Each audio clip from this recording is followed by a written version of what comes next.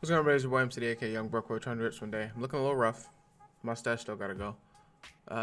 Honestly, if you don't see that this is patchy as all like anything, it looks alright. So we're just gonna leave it like this. But draft was last night, and this is a message for my Detroit Pistons. Y'all did good. Y'all did alright. Y'all did fine, honestly.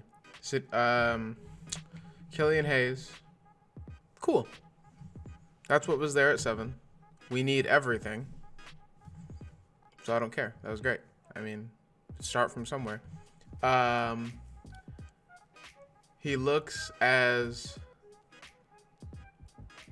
I don't see... Not surefire is bad.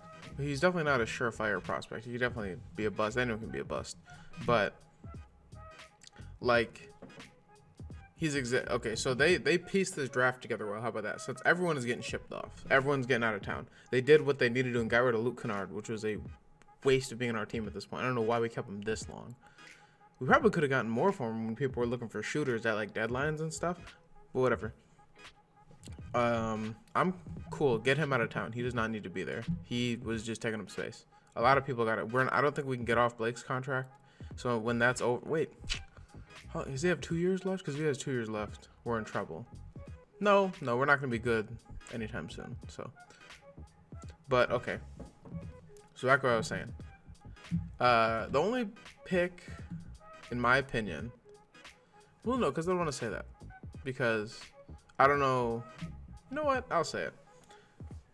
Isaiah Stewart at 16 is just a little strange for 2 reasons. One, trading for it was just odd. But I guess because, I mean, getting capital is fine. Getting players in general, we just need players at this point. But trading for it was a little odd to me. Like that we even went for that. But the second thing is, Killian Hayes is more of a crafty, like, not super great shooter yet. He could become that. I hope he becomes that. Is there something on my lip? No, just okay. He's crafty, but he's not a great shooter. He's kind of like what's his name? D'Lo. But D'Lo became a better shooter. But but so why do you draft someone that can't shoot if these are supposed to be building blocks, right? I don't understand. And Killian Hayes, they say, is from what I've seen, because I had a feeling we were going to get him or, oh my God. I watched a lot of Killian Hayes and a lot of, I'm forgetting his name. Someone else that might have fell to us. But, so, like, on defense, obviously I'm seeing, like, highlights. So I'm trying to watch, like, weaknesses, too. And he kind of, like, plays, like, in like bursts on defense, but I assume that's like, I don't know, he's trying to get to the NBA, so maybe he doesn't care. But once he gets to the NBA, maybe he cares. That's what you can hope for, right? But like we drafted a player next to him that can't shoot. So, but why? And then also, he's what is he? 6'8". He's got really good length. Pause, but.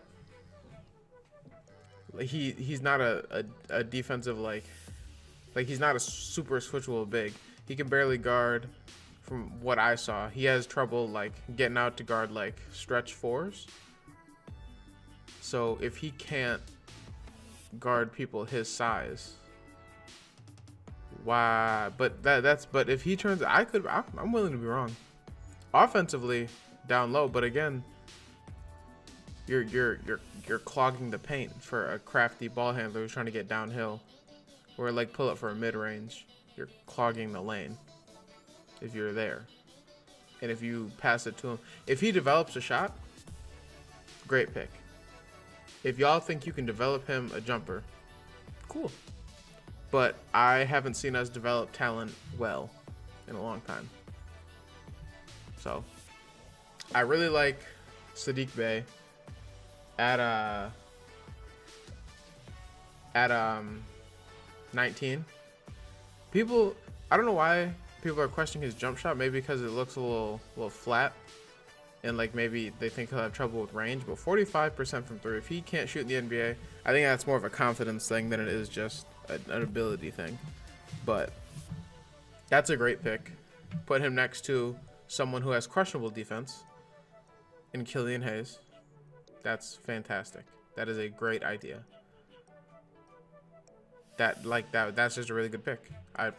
Because these aren't a lot of players that, and also I hope they don't trade him like early. But if he turns out to be doing all right, and we think we can get more for him, or someone is in need of a 3-and-D player, like what's his face got paid like was it a summer or 2 summers ago? We just acquired him. What's his name? Trevor Ariza. He got paid to be a 3-and-D guy. He didn't do great, but he got paid. So people want that. People need that. So if he were to even become, let's say let's say he becomes a glue guy, Jeremy Grant on the Nuggets. He's about to get paid. He's got to get paid. I don't see how they don't pay him. He's gonna get a bag. I don't know how much of a bag, but he's gonna get a bag. Rocco got a bag, and he was getting 12 mil, something like that. It's a bag. So that's in need. Rocco, if he was a free agent now and people saw how versatile he was, would probably get an even bigger bag, but probably closer to like 15 in my humble estimation. Because what? KCP was making 8, and I want to say Rocco's okay. I'm getting off track, but whatever. Really good pick. Really, really good pick to go next to someone who can't. But okay, but yeah, good pick. Good pick. I like because there's not a lot of star-studded. I think Killian Hayes has a really good chance to be a star if we develop him well, and don't yank him if he does. I just thought about it because we have to keep Sekou, right? And we haven't seen much of him. I wonder if Sekou's working. I wonder, because then there's a little bit of a log jam at the 4. Because there's no, do they want Sekou and this guy like Isaiah Stewart like the same height? They don't want Sekou or him to run. Oh God, please don't go small ball. There's no way. So there's kind of a log jam at the 4. Because Sadiq Bey is a 3. Killian Hayes is a 1. I want them to play a lot of minutes. They can do it. Let them. Who cares? Let them go. Let them loose. And then we have Blake. But okay, I'm assuming they are aware that we need young players, and they're gonna get off of Blake eventually. So I guess. Yeah, damn. I just don't. There's such a logjam with the 4 now because they're not gonna. There's no way we make the playoffs realistically. We are in the East. And if Killian Hayes goes bonkers, but I'm saying realistically, for no one thought John Morant was going to be as great as he is already. So when he almost took them to the playoffs, it was like, whoa, what? So I'm not going to put any expectations. I'm gonna be reserved and say that there's no way we make the playoffs. So just let him run. And then our second round pick, what's his name? Saban Lee out of Villanova. Bro, let him come off the bench and do whatever he wants. I mean, give him some structure. Be like, all right, you've tried to dunk on 6 people now. Let's work on they can take this time to develop too. We're not gonna win. We're not gonna win. So take this time in game to try some crazy. Don't make it like a circus act. But extend that range you've been working on in practice. Like, attempt it. Like, let them go. Same thing with Sekou. Or are they gonna put there's no way they put Sekou with the 3, right? He's too big. I don't think he can guard 3s. Let's say he can. I don't like our lineup. Who do we have playing? And then we still have Christian. What are we doing? Are they assuming Christian Wood's gonna want his money and he's not gonna be with the timeline of when these players are developed? Is that what we're assuming?